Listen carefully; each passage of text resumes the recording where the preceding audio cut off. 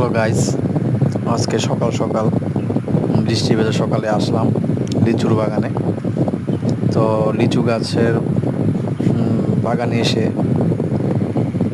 হঠাৎই মনে পড়লো সে গানটা, সে ভাইরাল গান, কে দিল পিরিতের বেড়া লিচুর বাগানে, কি দিল পিরিতের বেড়া লিচুর বাগানে, কমলার বাগানে সইগ, কমলার বাগানে, কমলার বাগানে সইগ, কমলার বাগানে, কি দিল পিরিতের বেড়া লিচুর বাগানে।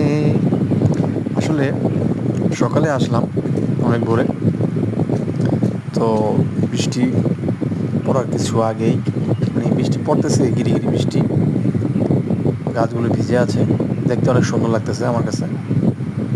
কে কোথা থেকে দেখতেছেন জানাবেন, অবশ্যই কমেন্টস করবেন, লাইক করবেন, শেয়ার করবেন। তো লিচুর বাগানে এসে কমলারও দেখলাম না, কমলাকেও দেখলাম না। কমলাটা কে, সে কে কমলা, বেড়াই বা কোথায় দিল। তো যাই হোক, লিচুর বাগানে লিচু না থাকলেও লিচু গাছগুলো আছে, খুব সুন্দর একটা মনোরম পরিবেশ। আমার কাছে দেখতে অনেক ভালোই লাগছে।